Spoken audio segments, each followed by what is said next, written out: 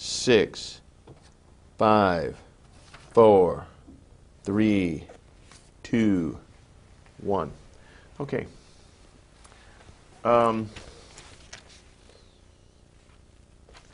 Let's talk a little bit about your husband would get into these drunken stupors, and he would start running his mouth and tell you everything he knew. What did you find was some of the most stunning revelations that that came? Besides the fact that he admitted he couldn't be a Christian and was an existentialist and explaining what existentialism meant to him, which was startling to me. The other parts of some of the things he told me, which really startled me and frightened me, was his attitude towards murder, which he said was not murder, because he said emotions are not involved. His cold, calculating view of the destruction of innocent human beings meaning nothing to him, having absolutely no feelings about ordering others to do that. Now, did he ever carry out some of these murders himself, do you think? Oh, of course, yeah. In fact, he told me about Malcolm Kerr's murder. Malcolm Kerr, who's that? Malcolm Kerr was a British double agent who worked in California. He was one of these joint, these intelligence operatives who worked for both sides. Okay. And he had been in California, but he was doing intelligence work in Beirut, undercover. He was the head of the American University of Beirut, AUB, which is in Lebanon. Okay. Now, my husband was the liaison between the White House and President Jamal, the brother of the first president who was murdered. My husband was involved with assassinations and operations. Okay. He was very upset with Malcolm Kerr because Malcolm Kerr refused, although they were already there, the Marine snipers, the assassins, who were under my husband and General Joy, and Al Gray, of course, were hiding in the dormitory at this university. And, of course, General Gray, General Krulak, General Wilhelm, now Charlie Wilhelm was there. He is now my husband's special boss. And they were undercover there. And they had Malcolm Kerr murdered, simply because Malcolm Kerr would not allow the Marines to stay in the dormitory. Had I been Malcolm Kerr, I wouldn't have wanted rowdy Marine assassins living in a dormitory with children, essentially, adolescent young children, having set, you know, with their perversion and some of their behaviors. So he was put away for that very reason, George told me. Then there was Did he Dale give you Dorman. any details about how he was killed? No, he told me that he had to be gotten rid of because of that. He then said that, and oh, this is interesting, Mary Clark Yost Halab my husband is handled by her. She is an American double agent who was put on my husband's case because she could handle him. They had an affair, of course, while my husband was first married. I found out about it because she called the house after we were married and wanted to talk to him. And I found in his papers a photograph of her and her bio and all kinds of information on her. And her address in his address book, and I want you all to see that in this movie. I have a photograph of her. They had a long-term affair the whole time he was in Beirut, while she was married to an Arab intelligence double agent who was underneath Malcolm Kerr. Okay. And who took over when Malcolm Kerr was murdered by them. So what you have here is a favor essentially done to Yost. She was Yost. She's from Louisiana. Baton Rouge, New Orleans. How did she enter the intelligence picture? Was she recruited from school? She was at, trying to think. I have her bio. Okay. English major, written books on British literature, Phi Beta Kappa. She went to the American University in Beirut. She married an administrator there who became, because of her position, they love the mixed marriages. He was mixed marriage in the sense of? For the double agents. If an agent marries an agent of from another country. Yeah, they love that. The intelligence community love that. The State Department loves that. And I was mentioning earlier that about the State Department, when I was living with Sarah McClendon, helping her in 1986, I went everywhere she went because she's the senior national White House correspondent. And I went to the State Department one day because I was curious about why there isn't peace in the Middle East. And I wanted to go to what I thought was the Middle East Department. Well, there was a group of students, and I got a press pass ostensibly to go in and interview them. So I left them and meandered up to the Near East section. And I had quite a few hours. I thought they were going to, say, what are you doing here? Because all the doors were open. They had these little buttons on each door, that they could have closed and you could have had to have known somebody to get in, which I think is terrible. To have the American people not know and not be allowed into the State Department without a special Sarah McClendon. If I hadn't been living with the senior White House correspondent, I, as a citizen, would not be welcome at the State Department. Now, if they're interested in peace and they're interested in that kind of thing, they're certainly not showing it by the closed door policy. So I went in. There were about 8 or 10 offices. I went in every single one. I was looking to find out who the leaders were. I knew about Aaron David Miller. I knew about David Satterfield, who really wasn't David Satterfield. His family were Zionists who changed their name, to David Satterfield, who was a Virginian senator back in the 30s, who had a wonderful name. It's like Jonathan Pollard. He took the name Pollard, which wasn't his name, because of Governor Pollard. I was married to Governor Pollard's grandson for 21 years.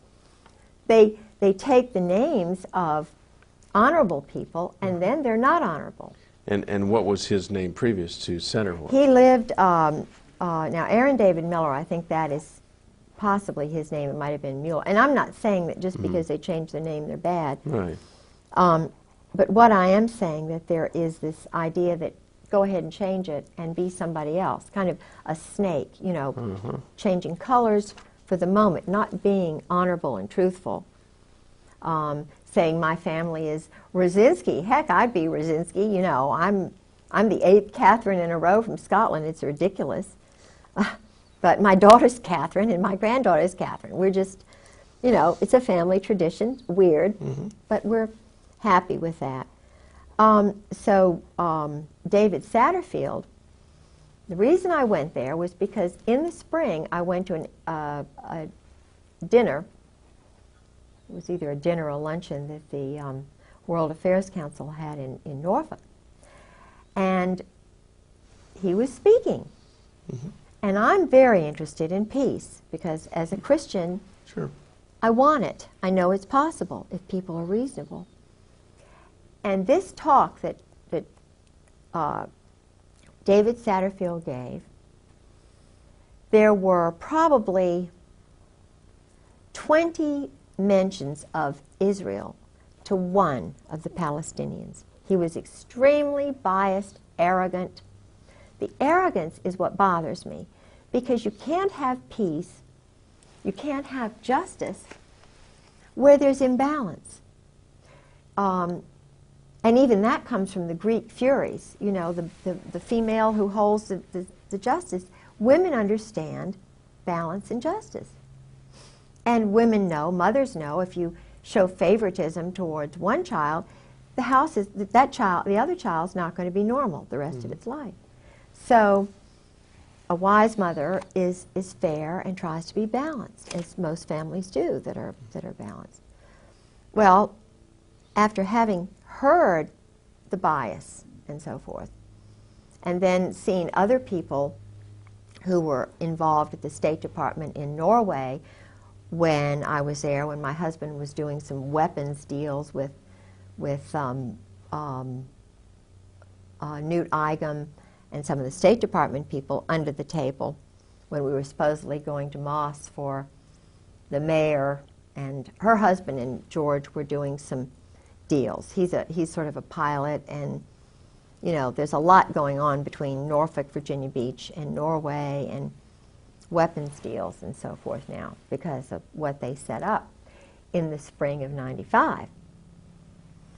So I went into the State Department Near East section and found there was not one single Palestinian, not one single Muslim, religious, Saudi, you know, Jordanian, not one Christian Protestant, not one Roman Catholic, not one plain old American, whatever, from Corn Pone. Every single person in all of those offices were either Zionist, Israelis, whatever, and they had pictures all over the wall of Israel, Israel, Israel. They had magazines, Israel Today. You know, I was given a copy of one. And there were yarmulkes, you know, and the Israeli writing. In other words, and I asked one of the women after having gone through about, you know, 4 or 5 of these offices, I said, because I was pretending like I really, you know, I was just kind of wanting to know where the Palestinian office was, you know. She said, well, we handle all of that. We handle all of that. And this is the State Department, the Near East, the part that handles Israel, Jordan, all of these. Egypt. Yeah, the Near East section. Yeah. It was just totally dominated by Israeli. Totally. And at that time, the spokesman, I can't remember his name, he was a Zionist, the spokesman for the whole State Department. Of course, we know that, and I'm not saying that Madeleine Albright is doing a bad job, because I feel as though, being a woman, that she is definitely a lot more balanced than Weinberger when he was there, Eagleberger, Schultz, or any of them. Because I feel as if she's trying to do it, but she's not strong enough.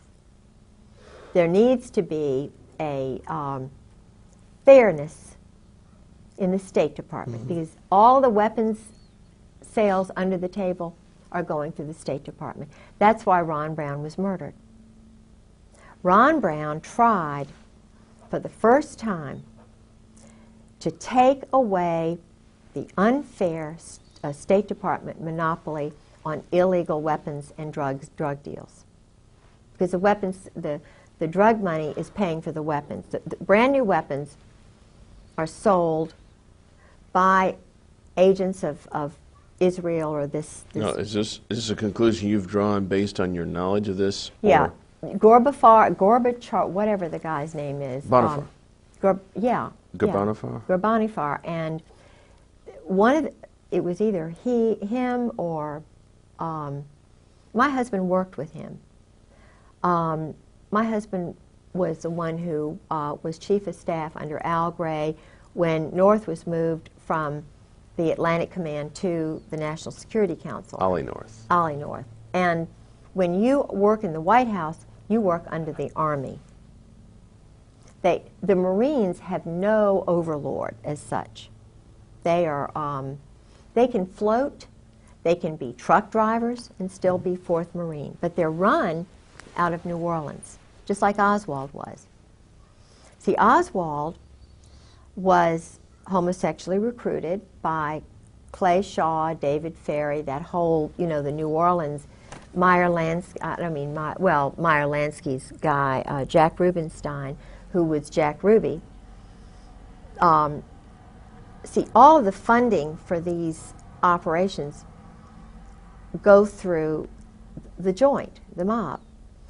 And Oswald's mother had moved to New York, and he had gotten under this Zionist psychiatrist. I can't remember his name. But he came down to check on him. He was brilliant, but he wasn't motivated. He wasn't told he was special. His dad died or whatever, And his father was a, I believe, a German soldier. But the point is, Oswald was a loner, brilliant, and a perfect candidate. He and my husband's profile are just, in fact, they almost look alike. And you mean their profile in terms of their background? Psychological not profile. Their physical profiles. Yeah, even they look a lot alike. Yeah.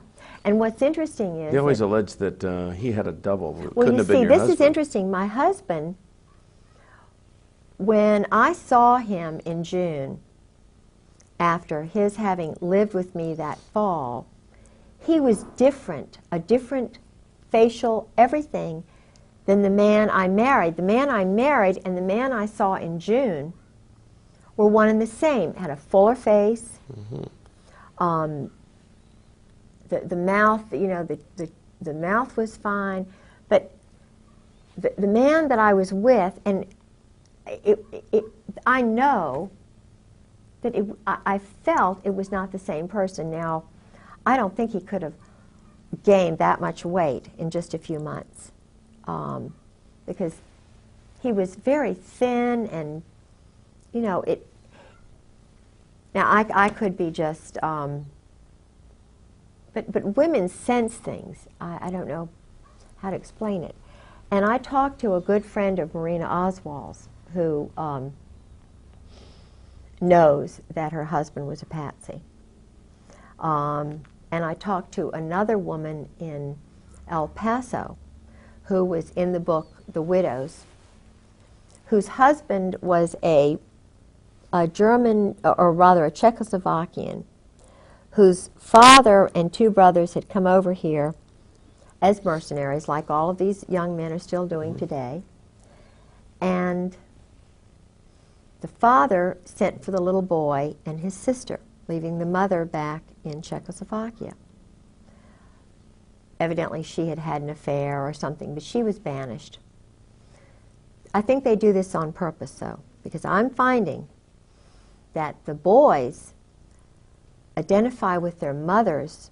They don't bond so much with the fathers, and they are their mother's keeper in that country. Now, I've talked to an Indian who had this situation, a little boy from Haiti, and a young boy from Romania. Each and every scenario was the same. The mothers were back there. They were given 5 years to become an American citizen, as they were mercenaries. They had to do things that made one of them cry on the bus. And he told me what was done when they did a hit. There was one man who did things that were just horrible, and he said, I want to get out, but I can't. And this is horrible. to put young men who are strict Roman Catholics, you know, they've got that background, and bring them over here and make assassins of them, or, in other words, to turn them in a 5-year period, and for the taxpayers to pay for this. These young men are training with SEALs. They may have a mother who's an American and a father who's French, so they can go both ways. And therefore, they're not under the laws of the United States, so they can go do the actual murders or whatever. And in Oswald's case, if you remember, he didn't have any problem getting into the Soviet Union. Right. And he went into the State Department on a Saturday. The man who saw him was a Zionist. He didn't even meet anybody else. Special, elite. Then he went to this town where there were a lot of, you know, sort of an Zionist intelligence elite group. The Georgian Russians had, because most of the intelligence people for a long time were Zionist in the Soviet Union and in Germany. And I don't know, but I know that they recruited a lot of boys at Eton and places like that, homosexually in England. And then a lot of them went to the Soviet Union after the doctors' plot or something. That I think Stalin thought that the Jewish doctors were after him or something. So in 1952, a lot of them had to go away, and they had some sort of a change or whatever. But what's interesting is that a lot of this played into George's, tied into my husband, because he was in the place, the Mecca for the Jewish intelligence, or the Zionist intelligence people in Princeton. All of the movie actors, you know, the movie moguls or whatever, they started out in Princeton. The psychological operations crowd from the Nazi, the whatever, they came to Princeton. And, you know, of course, some of them went to Harvard. And they spread out from there. Oppenheimer and I mean, you know, it's very interesting. That's where a lot of them were, in Princeton. And he was there, of course, well, I mean, he was born in 1937. He born in Atlantic City, then they moved to Lawrenceville. But his grandparents lived outside of Princeton. So he had a tie with his grandparents. But then his grandparents wound up moving out to California, so he was really abandoned from the time he was 13. And of course, being under the influence of Charles Caddock, who was the bodyguard for the Saudis, Allah teacher. And he controlled the power in the school. The Cheeseborough, headmaster Cheeseborough, of course, gave Charles Caddock carte blanche. Why? Because the Saudis bought a big mansion called Russell House. Caddock was there with the Saudis all alone, and my husband was there part of the time. They would go on outings using Saudi money. I mean, my husband was taught to fly a plane. He was taught to shoot. They went on these, they would get nude and run in the woods kind of thing. Even at Princeton, his roommates told me that he would go out with these men. And when his first roommate said, because he really likes George, and George is a really handsome, I think, a little older now, but in those days he was very handsome. And his roommate of the first 2 years, and who'd been at the Hun, said that he had a relationship with a French teacher who was a count or whatever from Paris, who was kind of a teacher's aide, who helped him write his paper, and who knew Camus.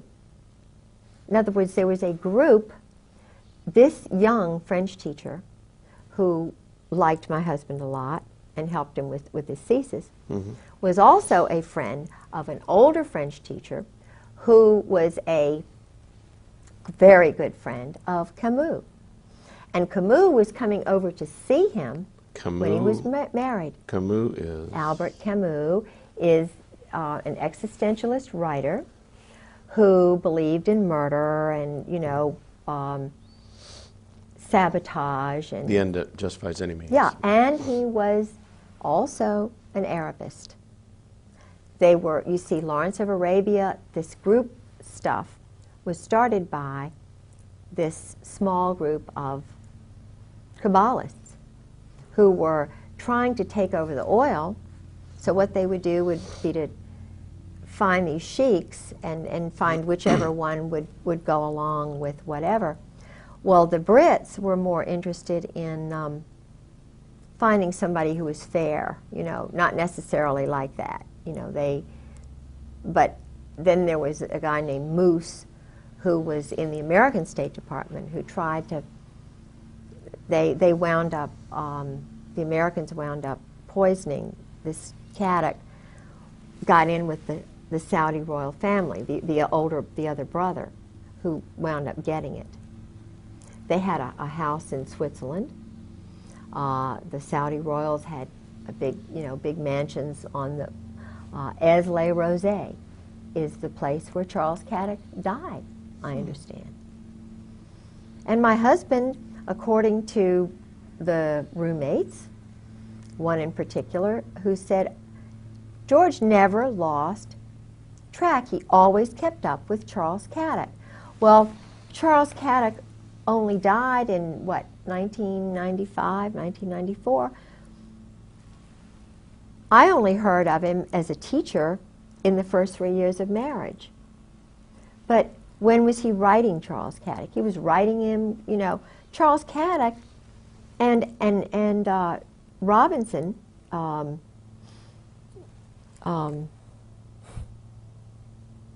Robinson, I can't think of his name now. You probably will tomorrow. Alexander Robinson. Alexander Robinson. Was a Marine, very handsome, young, went to the Hun school, and was in Saudi Arabia, in these places, came fresh from there to the Hun school.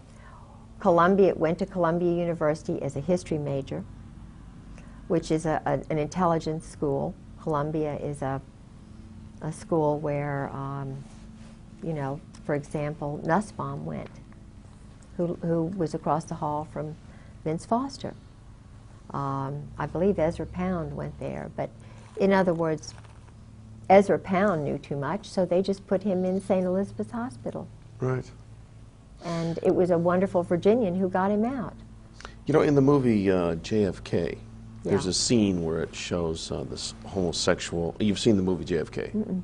Oh, okay. Well, I presume Yeah. too much, but there was a scene involving Ferry and who's the other guy in New Orleans? That, David Ferry and Clay Shaw. Clay Shaw. Clay Shaw was OSS. He was also in intelligence, and he was homosexual. Yeah, and they did dress up. They were in that movie, yeah, in complete drag and a real weird thing, and I'm sure that struck a lot of people as it's very odd that these people would be homosexual like that.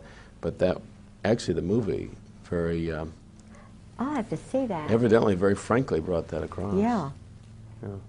Well, what's interesting to me is this book, The Widows, has 4 spies, double agents, who work for the United States, and Soviet satellites or whatever who were murdered. And they worked for the sort of the Navy and the Army, and one of them was a man who was murdered outside of the Army's intelligence headquarters outside of Washington, and in a Holiday Inn, I think it was. And just before he was murdered, he called his wife back in El Paso and said, "The Army is going to kill me. They're going to kill me." Well, he was murdered, and the Army did kill him. Now, this is a fictional account, or this No, really happened? it actually happened. Oh, I was saying the book The Widows is not fiction then. Oh, no, it's all. Golitsyn, the spy Golitsyn was in there. There were a couple of others. Paisley, who was murdered almost like this other man. Paisley was murdered like William Colby. Paisley was also hanging around with homosexuals. He went to the Rush River Lodge. That is the one. So did Bob Woodward. Bob Woodward, you know. The reporter? Yeah, yeah. Henry Kissinger was a well-known, totally a homosexual, not even both ways. And so his wife is a marriage of oh, it's just a convenience. Yeah, and he might, you know, maybe he's discovered women in his late age, I don't know. But no, I heard through a very well-grounded German that Henry's best friend's father told Henry to stay away from him, and that's why Henry left. The family were embarrassed, and Henry went to Britain where they did this, and then changed his name from Heinz to Henry. And I interviewed a man named Bob, who's an Army enlisted person who told me about Henry in Cambodia. So he, up through Cambodia, he was actually raping young men. And of course, that experience destroyed the lives of these 5 young men, according to the source. I mean, he said he was crying, and this man was a perfectly wonderful, functioning, young married man who worked for a newspaper on the Eastern Shore and had 3 young children, went to Vietnam as an enlisted man, was put in Cambodia, which he said it was a lie living there, and then ran into Henry Kissinger, or Henry Kissinger ran into him and did certain things to him, invited him into his tent with some other men. It was horrible, but it was, you know, he said it's wartime and so forth. But he said, you know, I could have taken it mentally if it had been a bunkmate or something. But he said, when it's someone like Henry Kissinger who does it to you, you're ruined. He said, I could never, he said he came back home. Oh, and this is interesting, and I really believe that Bob's right. He said, Kissinger said to him, if you ever tell anybody, if you ever mention a soul, it's the end of you. Don't you ever tell anybody. Well, when he got back, when Bob got back, he went to a special hospital, and they were going to keep him locked up forever. Bob? Bob.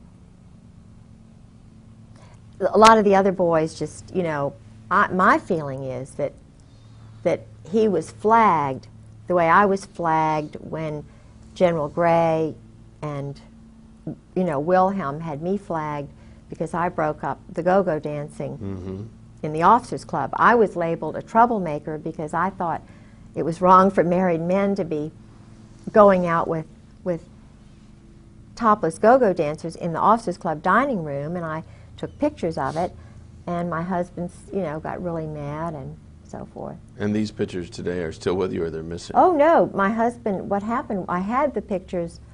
I risked my life because he tried to grab the camera from me. I hid it in the women's bathroom, and he tried to get it from me. We had a terrible fight that night. He wanted the pictures, and I mean, I prevailed. I developed the pictures, wrote a very nice Southern letter, wrote the letter to the club manager saying I didn't think it was proper.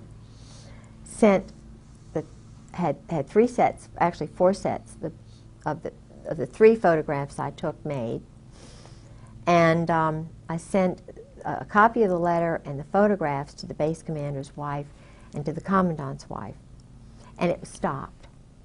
But I was flagged, so I know, but this was before Tailhook, and yet instead of being congratulated for helping family values, for standing up for the wives, for showing the Marine Corps the proper place to have nudity and debauchery is not in the dining room of Camp Lejeune.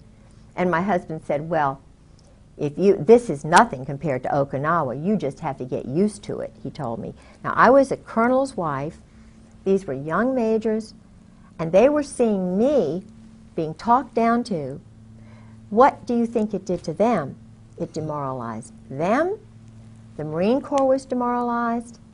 The wives were demoralized, and I did what was right, what Jesus Christ would have done. How can they call themselves Christians and condone, how can Al Gray and Wilhelm and Cook and my husband condone this kind of behavior and flag me as a weirdo? Mm-hmm. So there's something, and that's where I'm standing. I'm standing on what I know Jesus Christ would have done.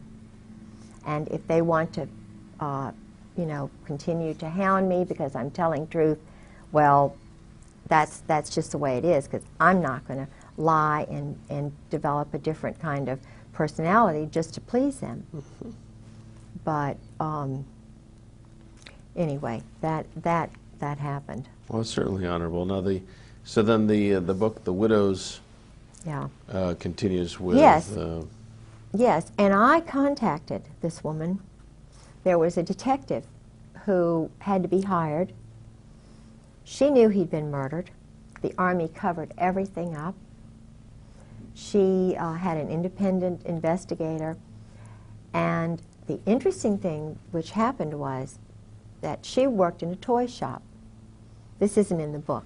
She told me this over the phone. This is Mrs. Yeah, it's like Klein. Oh, they right. So yeah.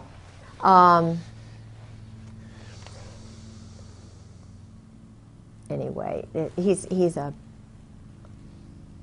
I'll think of it in a minute, okay. Hopefully. But she worked in a toy shop, and they were scoping her out. And this was just after the. No, it was before he was murdered. It was before he was murdered, because she said she told her husband about this. George Bush and his wife came into her shop and were looking at her. Right. Now, I don't know what that means, but they don't live in El Paso. Why? And he was doing all of the Russian, Mexican, Trotsky kind of work for George Bush. George Bush. No, this guy. This guy was? Yeah.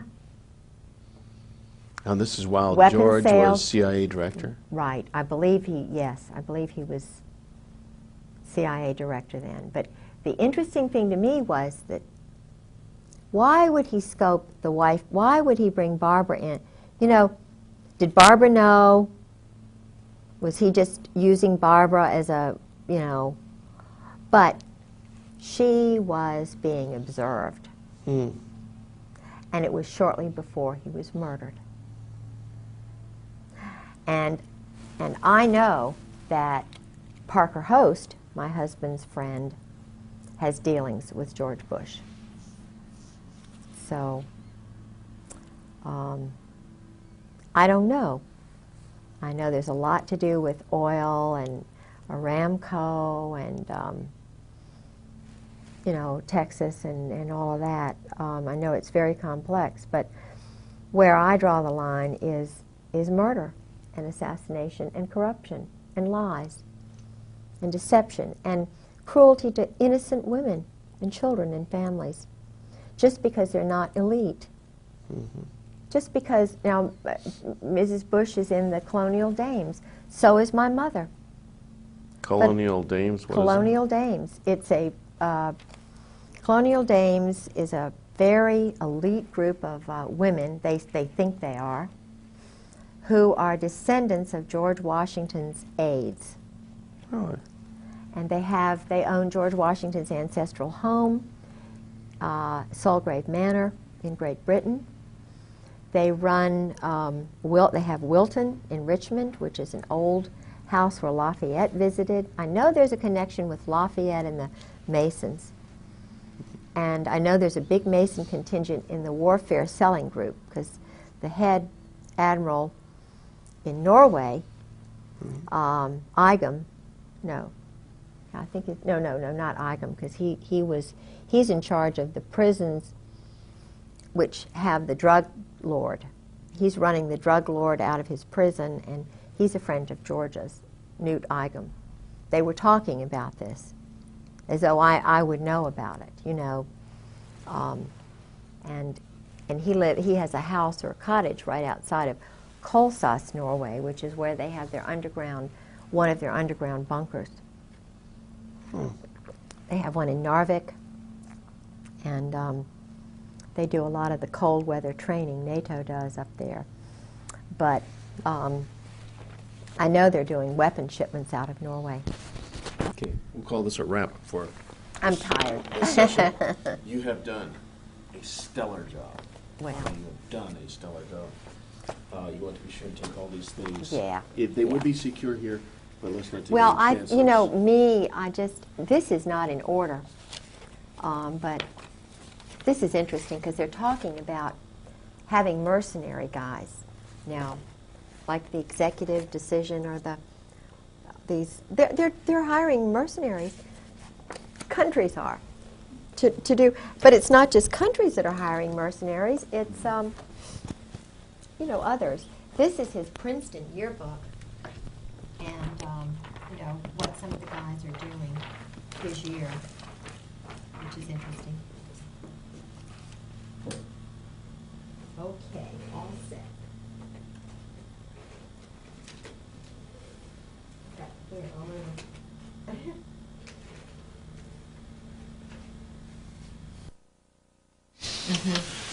Okay, now we're on the clock. Who have we got here in this picture? All right. Let me just put this here. This individual here is his name now is Rockland Williams. He's a South African quote unquote general who was with the army of the White Army in South Africa, who was actually a double agent for Mandela's forces. He's an assassin, a murderer, and did your husband tell you of any murders that he committed? Any people or any situations? He stayed there with us. He was a guest of the State Department, and my husband arranged. This is my husband here. This is a gal in our church, Carla, whom I thought would be interested in going along with us that day because of the South African connection and Mandela and so forth. She's another battered military wife who lost a child. And anyway, she is a very bright lady, and we Now this guy's name again is? Rockland Williams. He studied in Great Britain after this. Does he have any got other a doctorate. Name? Yeah. He is very interested in Ireland. I think he's basically sort of part of that IRA kind of underground. But his father, interestingly enough, came over to North Carolina as one of the sort of underground trainees, or during World War II. They had a number of training bases for communists in this country. And his father trained and lived in North Carolina, but was not from America, which is interesting. All right, now we're on the picture on the right, an individual laying down. That's your husband? Yeah, my husband was a rageaholic. During Vietnam, he had to kill a number of people, and lots of people, and he was suffering from post-traumatic stress syndrome. And the interesting thing to me is that he cannot control himself. When he is drinking, or either at odd times he goes into what's called a berserk state. Okay, so this is one of his passed out stages? Yeah, yeah, and yet he was chief of staff of the... okay, that's good. Yeah, this picture is of me and Sarah McClendon and General Carl Mundy, who became the Commandant of the Marine Corps after Al Gray, for whom my husband was Chief of Staff. This was at a party at 8th and I Street at the Marine Corps Commandant's house. It was a garden party for the Secretary of Defense. He's a good guy or a bad guy? Oh, bad guy. I mean, he knows what's going on and doing nothing about it, ordering hits and... and where was this taken again? It was in Washington, D.C. at the Marine Corps Commandant's garden party in August of 1996. It was a garden party for the Secretary of Defense and the Marine Corps Commandant Krulak. Who would have taken this picture? One of the military photographers, but they stole, I had at least 6 pictures of that garden party, and I would, because they were coming in my house and stealing pictures, this is the only one I have of that, but it's a picture of a picture, because they didn't want me to have any proof that I had been there, but I was there. Okay. This is a picture of my husband's, supposedly his retirement from the Marine Corps, which you never retire, according to my husband, from the Marine Corps. You're always a mercenary, and you work under the New Orleans 4th Marines, which are under a different kind of law than our country. Napoleonic law is the law of Louisiana. And my husband was always going down to Louisiana. They have a training school for assassins. They kind of hop around from Lake Pontchartrain to here and there. This is General Al Gray, who was the Commandant of the Marine Corps at that time when my husband retired. My husband was his Chief of Staff. This is my husband, George Raymond Griggs. Okay, hang on just a second. Let's get a good shot of Gray here. Okay, who's the guy next to Gray? This is my husband's son. He's not quite right. Yeah, he's kind of a little bit of a, he's not right. And the lady? That's the Commandant's wife. He married her very late in life because he needed a 3rd star. Now, who's the Commandant? Al Gray, and her name is Jan Gray. Is she a good lady? She worked Has potentials? She has potential. She worked for him in his, see, even when he was general, he ran an intelligence operation, which was a contract organization, trying to hook politicians and get them. What is the word? In other words, compromising situations. Yes. He has and still has an organization which brings in whores, prostitutes, whatever you want to say, who will compromise politicians so they can be used. Jan worked for him in that organization, which was not part of the military. She was a hooker. Well, I don't know. She chain smokes, she sleeps with the dogs and stuff. But when his mother was ill, when he was at FMF Lant, Fleet Marine Force Atlantic, Jan came to stay with his mother because she was on sedation and she may have talked too much to keep an eye on the mother. And then he married her because he would not have gotten his 3rd star or whatever without having been married, because he is a homosexual. He's a well-known group sex homosexual. Okay. And that's my husband, that's me, and that's my son, Garland, who's now married, and I have 2 grandchildren. All right, now let's see. This is a copy of my husband's diploma from the NATO Defense College at Rome. Okay, let's... He was in the 56th course there. Okay, again, this is the NATO Defense College, which is part of the of NATO, North Atlantic Treaty Organization. Okay. He also worked for NATO, and I was the head of the on the board of the NATO Wives Club. This is just, you know, the Norfolk branch of NATO. Some secret papers that he had in the house, of course, he shouldn't have had. These were operations that were going on, okay. Amphibious operations. These are just some landings in Norway and different brigades and names. Okay. This is an original of a memorandum from when he was at NATO. Okay. And this is a funny picture. I just heard about Marchenko was going to be at a book signing, and I kind of was curious to know whether he had even known George and so forth, and he did. And that's a picture of me with Richard Marchenko. And his father was, of course, one of these mercenaries who came to work for our country. And if you read any of his books, you know that they do everything they want. There's no right or wrong, and then these guys are churned out. And now this I have in here because this is about the royal family of Saudi Arabia. And my husband this is how my husband's gotten his power.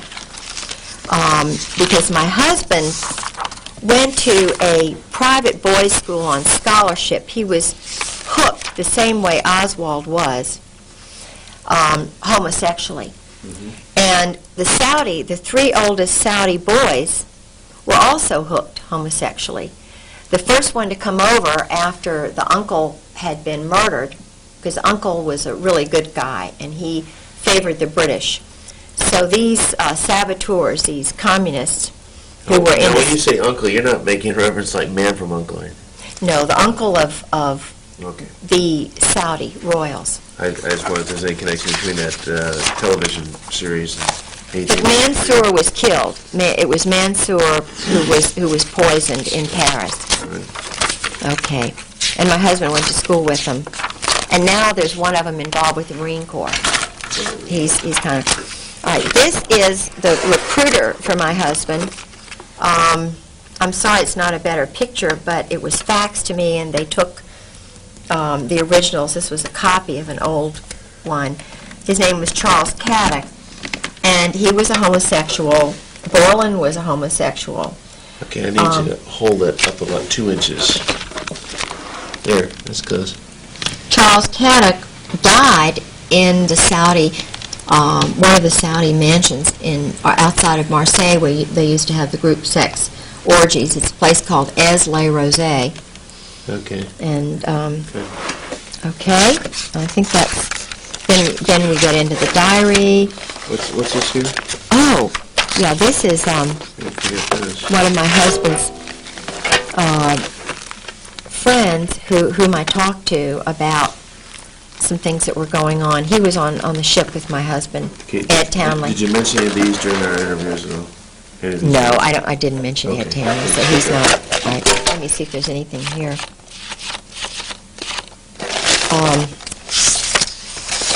Yeah. When I was going through, they've taken so many of the originals. I met with Ollie Whipple. Now, Ollie Whipple is another Marine intelligence person who told me about Dale Dorman. Okay, do we have any pictures? No. All we need to reduce on this tape here is pictures. Okay. Or documents that are significant to anything we might have discussed. Englehart. My husband's getting mail Major for an Englehart.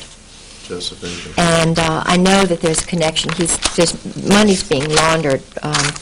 This is a presidential citation, copy of one from my husband.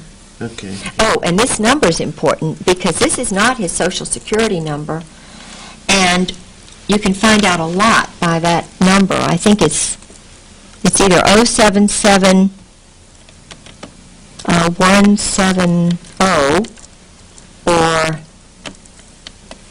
but that number, you can find out a lot about my husband from that. Oh, here it is, 077 670. Hang on a second. Oh. President, these are certificates of what? When he rises in rank. Oh, I see. From one rank to the other. Captain. We went from colonel all the way back. I see. He was, let's see. Now, next step after colonel is general. General. He didn't make general because of his wife's mishap. Yeah. You're a stinker. That kind of put him back a little bit. You missed him, huh? No, I mean his first wife. Oh. Her death, Yeah. which was not. Here, he was with the U.S. Defense Liaison Group in Indonesia, Okay. where they were training assassins on Timor. They have a little factory for assassins and terrorists that was started by Mountbatten. Okay. Okay.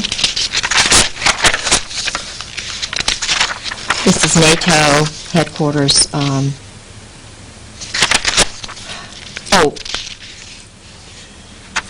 These are notes by his a Marine Corps friend of his from Princeton, who was in his class and who helped me a little bit to understand what was going on. But this is interesting in his handwriting because it says, Robertson says Kay has spoken of abuses, George spending up to the limit, $33,000 on credit cards. He says an intervention often might be good. J.R., Jim Robertson, is disturbed by Kay's stories, and this is J.R.'s number. Well, who is Jim Robertson now but the head of the Justice Department Criminal Division? And this is in his handwriting. They've taken the originals. Mike Kimmel was mentioned to me by Jim Proctor, who has written this. Mike Kimmel is the son of the famous admiral who was the head of Pearl Harbor at the Pearl Harbor bombing. And my theory is that these guys take the sons of generals and then they suck them into their little thing. Jack Herman, in the dark. Jack Herman was my husband's roommate from Brooklyn, whose father was Barbara Streisand's doctor, and who is really literally kind of a basket case since he graduated from Princeton. Siegel is the president of the class. Right. John Wilhelm, I think he's related to Charlie Wilhelm, whom my husband's now working for. He's in intelligence. We have a picture of him in the review. Yeah, we do have a picture of John Wilhelm. Murdered or something happens to me, and I'm really scared when I talk about this. It's all right. The more you talk about it, and the more people know, the more safe you are. This guy, his name is V.W. Wooten. He was and his son Wallace, he said it was his son. This is the license number, ZYF 3977, Chrysler LeBaron Maroon. The time, it was 5:30:96, 2 o'clock, from about 2 until 4:30 in the afternoon. They were parked there, and on his clipboard he had personal data. He had a book entitled Religions of the World. He was obviously studying Islamic religions, because that was, what the thing. 2 Army pea green coats, his curriculum vitae, and he had 21 years of service with the Air Force. Among the top, I couldn't read the rest of that. Experience, 1992 to present. Chief of Security, K.I. Sawyer, commander of 350 persons. Provides protection, top secret security, education, master's degree, bachelor's degree, squadron officer, Air Force Staff College, fundamentals of probably total quality, I don't know, awards, Air Training Command, member of the Marquette, he's a fraternal order of police member. But this is interesting, 1991 to 1992, provost marshal at Keflavik, Iceland, which is where all of this, the drug smuggling and stuff goes through that airport. staff supervisor of 500 people, briefed U.S. ambassador during the visit of the Pope John. He was guarding. This guy again is who? Was guarding my neighborhood. V.W. Wooten? Wooten. Yeah. All right, this is just a letter from Jim Proctor to Mike Kimmel, who was the son of the famous admiral, head of Admiral Kimmel, World War II's, the bombing of Pearl Harbor. Yeah. And it says, it seems George has recently disappeared from home for short periods. Kay's trying to talk to everyone she believes who knew George better than average, both in reference to where he might be and in perhaps a more important sense, what makes him tick. Apparently, his pattern predates their marriage by quite a lot. She's coming to Washington sometime the week of March the 4th through the 9th, but at a minimum, she would like a call from you. Her number in Virginia Beach is that. I saw your picture in the 35th reunion book, sailing off Shady Side, blah, blah, blah. And both of these were Princeton roommates of my husband. Okay. This is from the Princeton military ROTC book, which has the names of the men who were commissioned in the Marine Corps at the time my husband was. There's George Raymond Griggs, and there's Jim Proctor, who's handwriting in letter to the other guy. Okay. All right? And Tom Lewis, I think, is in there. These are just more notes. Okay. This is a medical complaint. When after I was battered and beaten, I tried to get copies of my pictures. They wouldn't let me have them. From the medical? Yeah, they wouldn't. These are just some little things about. It's not that important. I was just writing down things I remembered. I don't think this is really. This is just about some of his background. Yeah. No, this is not really. These are just some legal things. Oh, one, yeah. I had so many break-ins in my house, and this was one, and they always had a Marine, 20-year Marine as a police officer, who would interview me and say, oh, well, there's nothing, nothing wrong. You just, you're just imagining things. Well, this particular incident, they were SEALs. They were dressed in black. They were amphibious men. My neighborhood is surrounded by water. And not only did they break into my house, in my car, they were interrupted by a neighbor's dog, a Doberman kind of dog, who chased them, and they left my suitcase in Judge Reed's woods. I guess they were intending to, to get it the next day or something. But the interesting thing is, my neighbor, Mrs. Cummings, saw them, and she had been noticing the white van, which I had also been noticing in the neighborhood. And she reported it to the police, and they did nothing about it. And the very day that we had a robbery, they had tried to break into her house because it looks out over my house during the day, like the day before. And she talked to the same police officer, and he didn't even tell her there'd been a break-in in my house. And they not only did they break into my car, but they broke into my brother's cars. Oh, there are all these houses around, but and they took my brother's, some of my brother's things. This is just about what she described to me 2 weeks before the cars were vandalized. Okay. Anyway, okay, this is just describing that. Officer Satterwhite. And I would send things to Jewel McGee.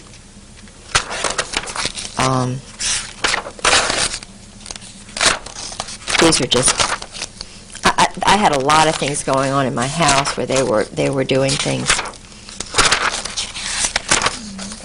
Oh yeah, this is from the alumni list of Princeton, and I don't have in other words, the Saudi Royals are in the alumni class list, but they're not in this particular one. But if you call the Hun School and you get a list of the alumni, then you will find the Saudis are there. Now this, the CFR list, this is why I have this. This is the CFR, Council of Foreign Relationship members. And all of these I've heard about or met some of them. My husband's mentioned. There's some that are also skull and bones at the same time. It's the Yale leadership crowd. Howard Baker, George Ball. Steve Bell I know really well. He is a friend of my former husband's family. Did we mention him in the interview at all?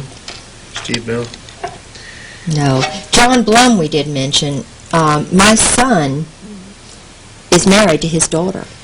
John Blum, he's a Brooklyn, Yale-y. His best friend is this Rockefeller guy, not Jay. His son is married to your daughter? No, his daughter is married to my son. His daughter's married to you. And they met, his father, they're Jewish, part Jewish. Mm-hmm. But what's interesting to me is that, I married the governor's grandson, and my son is John Garland Pollard the fourth. I mean, you're talking old Virginia. Mm-hmm. I was like a brooding mare for them. I mean, I was a bird of Virginia. It was kind of like, you marry this John Garland Pollard. Well, my son went to Woodbury Forest, which is where George Bush's son went and Oliver North's son went. Okay. My son went there for 4 years, and he met Alice Blum, who, they have a place in Maine, and there's a lot I know about John Blum, but I didn't mention that. I mean, there's so much. Tom Brokaw's name is in Tom Brokaw, Califano, Jimmy Carter, Chafee, Bill Clinton, Cisneros, Cheney, so forth. Harding Carter is a real close personal friend of my husband's and a Princeton graduate. Okay, look this up too. Yeah. There we go. Oh. Harding Carter. Okay. And so is William Crow. And who is he? He's a Princeton classmate of my husband's who was what does he do? Carter administration, intelligence, all mostly intelligence. And they're not intelligent. Michael Dukakis, Andrew Biddle Duke, Larry Eagleburger, he and Henry Kissinger were good friends. Einhorn, no, I didn't mention him, so I won't. Okay. Forstall, he's the son of James Forstall, who was murdered. Okay. Ellen Frost, I know her. Firestone, Gelb, David Gergen. Anybody you might have mentioned in the tapes? Let's see, I'll go real quick.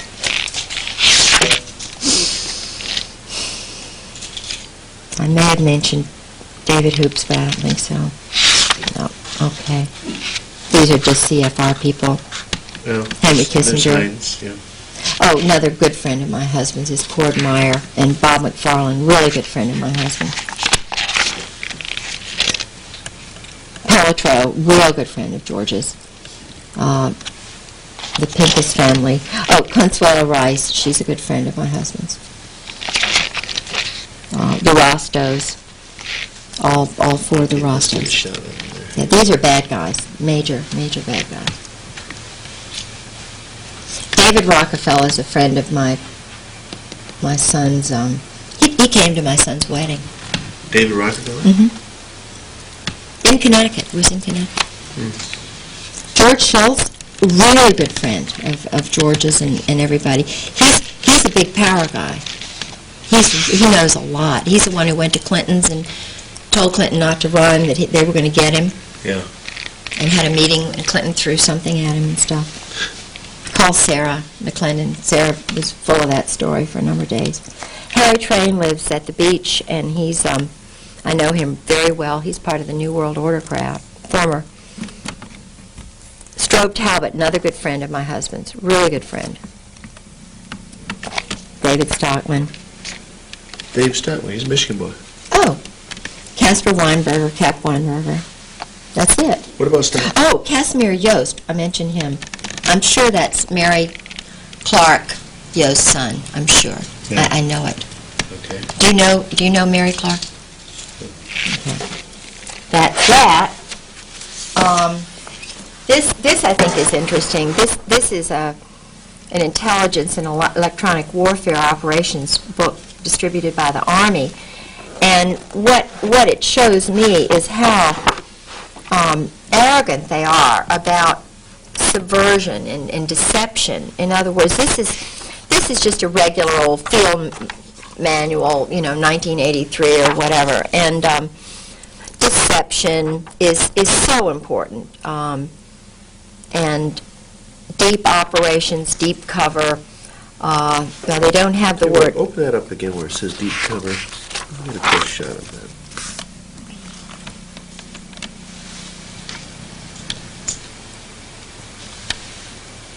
Okay.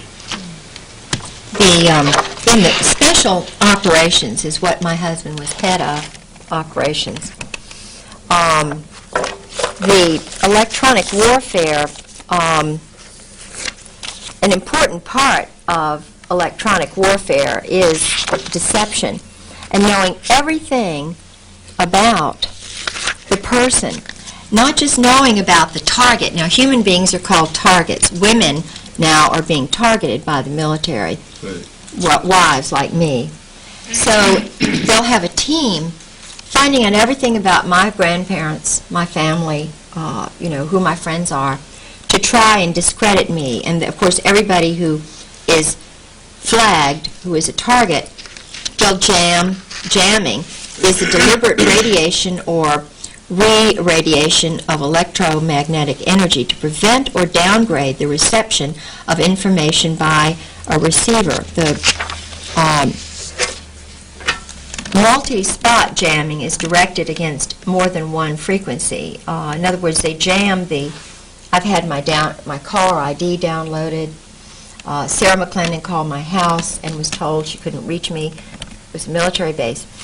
MED is conducted. MED is manipulative electronic deception. Simulative electronic deception is SED. MED is conducted by altering the electromagnetic profile of friendly forces. It seeks to counter hostile electronic warfare and SIGINT activities by manipulating friendly electronic magnetic emissions. This is done by magnifying the technical characteristics and profiles which would provide an accurate picture of friendly intentions by deliberately transmitting false information. In other words, they are interested in deception as part of their line of attack. Okay, cool. Okay. It just goes on and on and on. Well, it authenticates it. They teach this stuff. Yeah. Then those single pictures you had. Oh, yeah. Snaps. Oh. Real handsome guy. His dad was a Nazi soldier. Okay, was with the big elite. Name is Ken Millis. That's and that's his mother, Flo, from 7 Mile, Ohio. Really nice. all right. That's the former Marine Chief of Staff. While my husband's wife was being put in the grave. Let me zero in here again a little bit here.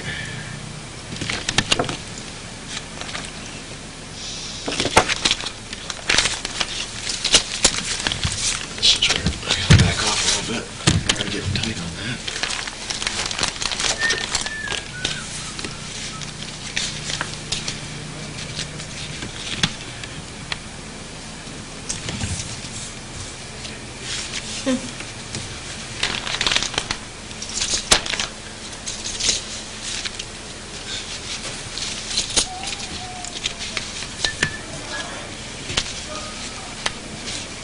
These are some original letters that he wrote to his lady friend when he was married to his first wife. Okay, now once again, these the significance here is he is a Marine colonel who was always there when George would sort of disappear, but he was chief of staff Okay. And the ladies are?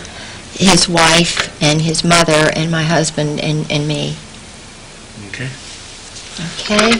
Whoops. Oh, I'm sorry. Sorry. Okay, the other one shows that you're actually human. Yeah. Dog lover. Yeah. Princeton ashtray. And who's in the picture above? That's his first wife's mother and his daughter and his daughter-in-law with the baby that I just prayed that there would be a granddaughter. And this is Melinda, little Melinda, in front of the dollhouse in our yard. Okay. Okay. This is his first wife. Can't tell you what. With the dog. Let's hold those right about, I don't know. Let me put something up there so we get beyond. How about this? There we go. Just use a paper box. There we go. Just lay them on top of that. All right. I never knew Sue. That's his first wife. Mm-hmm. Okay, next. Yep. This is George and his cousin Bob. They're big drinkers in that family. I don't know who the other people are. Okay. This is George in one of his rages.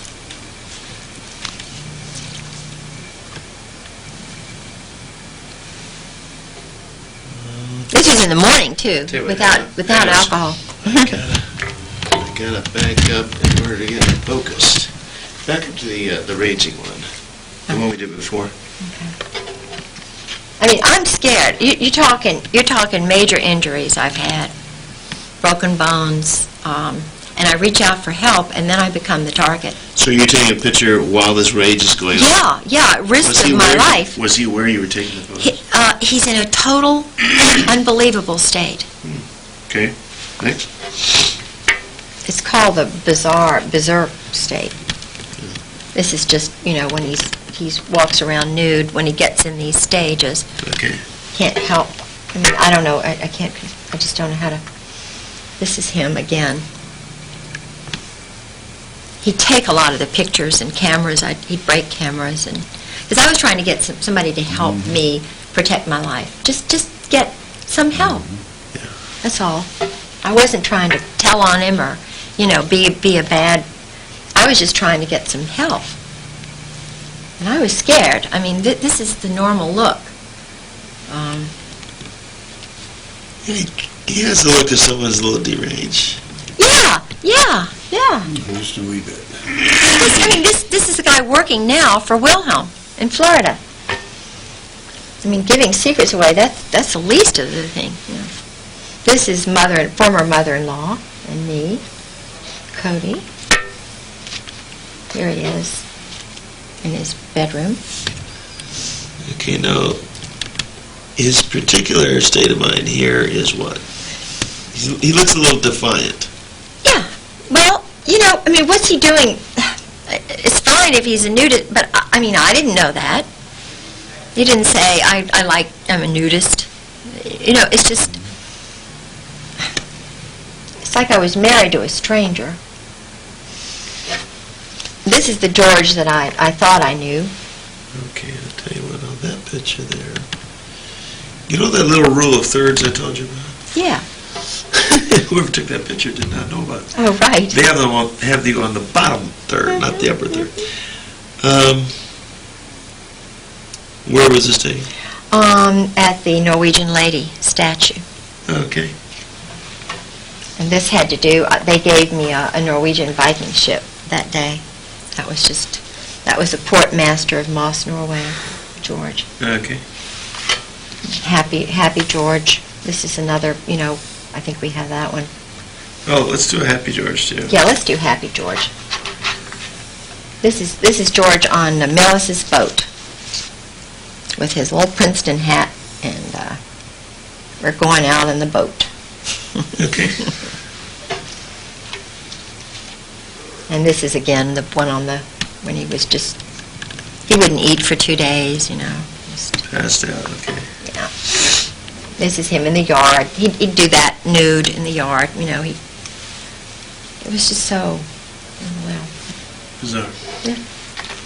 Now, he had the menage a trois, menage a quatre with this couple.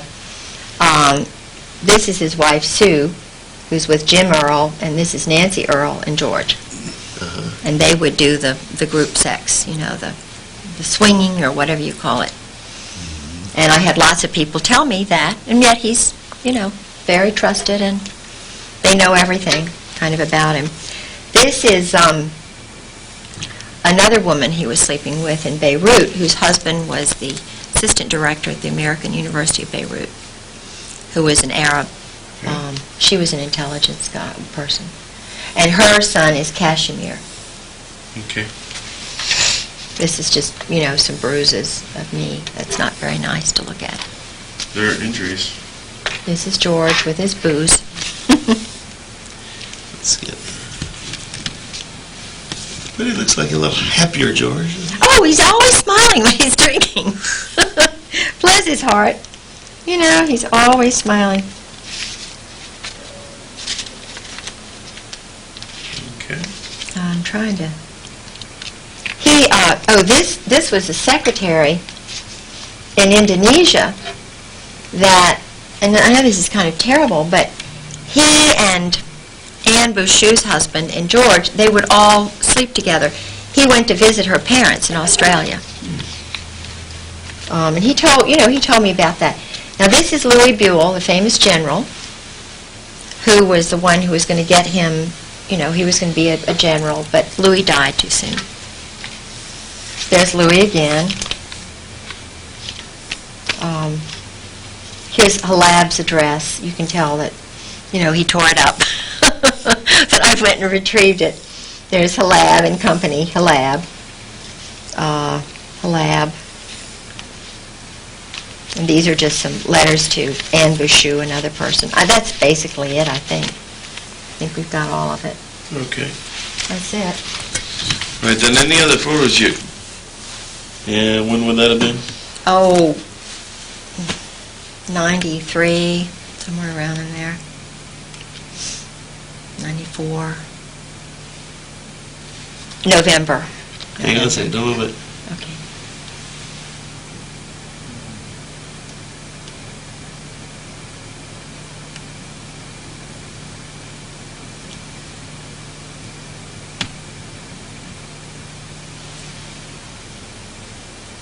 Okay.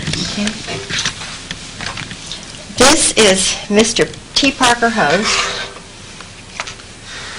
Burma assassin, friend of my husband's, owned one shipping agency when he met my husband, knew he was a friend of George Bush's, wound up with 8 or 9. Changed from being a Democrat to a Republican to introducing George Bush in 96 when he came to speak to a banquet that he arranged for, ostensibly for John Warner. But when, you know, they did a fundraising thing, you know, you meet George Bush and Barbara, pay $1,000 or $500. Well, he's a mover and shaker and a nudist and a group sex guy. His sons are real messed up. But he's my husband's best buddy. That's it. That's George's. And that's at his farm. And we would go to the farm, and George and Parker would go out on the boat for 2 and 3 hours. And I thought, what is going on out there, you know? Okay. Here's a little thing about T. Parker Host, became chairman of T. Parker Host Incorporated. David Weibel. You know, that's just Parker. Okay. This is his wife, Anne, and I introduced him to her. Good work. She's my school friend, you know. Is she still married to him? Yeah, I mean, he's loaded. You know, she wants a lot of money. Mm-hmm. Her uncle is one of the guys who went to the moon, Collins. Her grandfather was this big Army general, so I didn't know Anne was all that well connected to the Army. Her uncle was head of the Army's big, after he retired, library, or, you know, their records. Yeah. And her grandfather, Lawton Collins, was the head of Vietnam before, you know, I mean, you're talking major, if you're Army, interested in the Army. So I introduced her to Parker, and he was just a little anyway. What's the next one? Okay. George and the Earls. Oh, that's the swap. The swap. Swap team. Swap And team. within that picture, each mate is swapped. Yeah. Yeah, exactly. She's not standing behind her Oh, husband. no, and they're not sitting with each other either. They sit on top of the other's lap. Yeah. Now, this is a Norwegian couple. No, you don't need to see that. Oh, this is the way he left the kitchen Yeah. when he took off. Okay. That's his beer machine there, by the way. Okay, this is just us at a wedding. Oh, that's a nice picture. Okay. Validates the fact you spent time together. Oh, yeah. And there's even a date in this particular photo. Hang on a second. 94, 10, 15, 94. Let's see.